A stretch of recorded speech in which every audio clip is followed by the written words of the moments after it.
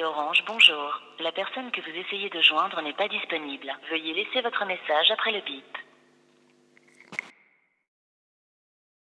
Salut Emma, c'est Nina. J'espère que tu vas bien. Je me permets de te laisser ce message vocal concernant le message que tu m'as laissé sur le fait que tu voulais peut-être aller habiter en Corée du Nord. Tu sais que moi, ça fait maintenant plusieurs années que j'y habite et je voulais te donner quelques conseils parce que c'est un pays qui n'est pas forcément facile d'accès pour l'étranger. Je vais juste commencer tout simplement par la démarche pour changer de pays. C'est vrai que pour aller en Corée du Nord, c'est assez fermé, donc c'est une démarche qui est assez compliquée.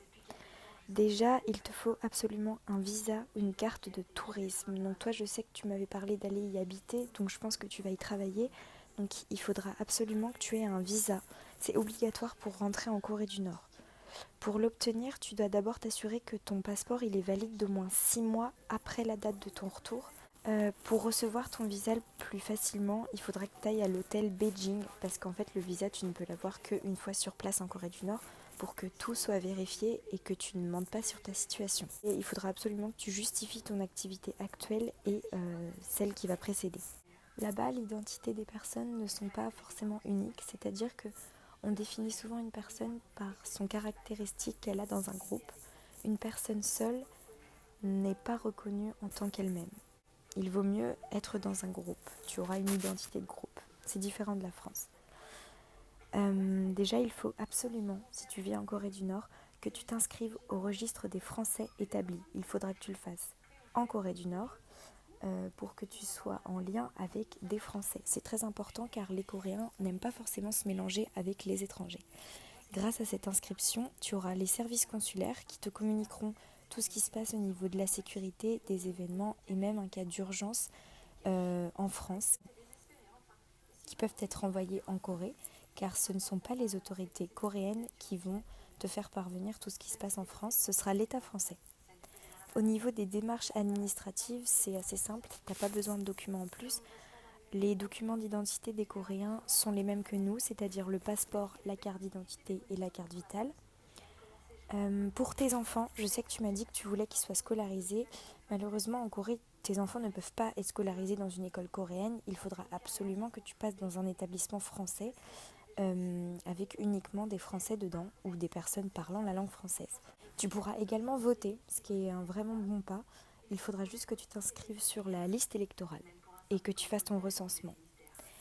Si tu veux renouveler ton inscription, car pour rester en Corée, si tu as un visa, il n'est valable maximum que 5 ans, tu devras donc le redemander, c'est-à-dire que tous les 5 ans, tu peux redemander à l'État coréen de rester encore 5 ans de plus et ils valideront le dossier ou pas. Ils étudieront ce que tu as fait pendant les 5 dernières années et valideront ta nouvelle démarche. Pour obtenir son visa le plus rapidement, ce qui est le plus pratique, c'est de faire partie d'une organisation nationale.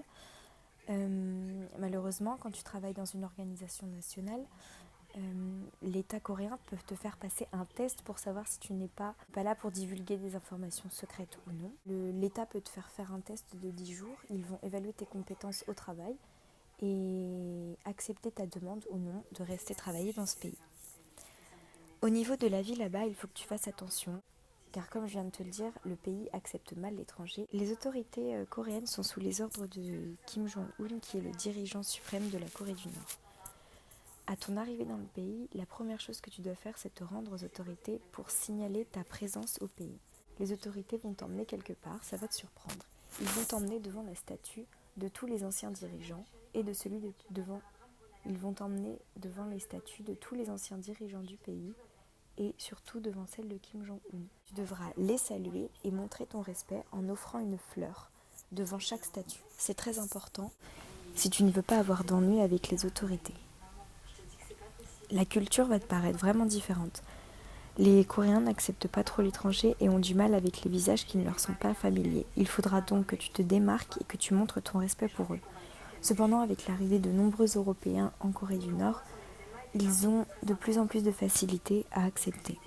Tu recevras certainement certaines critiques, y compris sur la propreté. Cela va te paraître étrange, mais en Corée, le cliché sur l'identité du blanc, le cliché sur l'identité de l'Européen est quelqu'un de sale, surtout le français.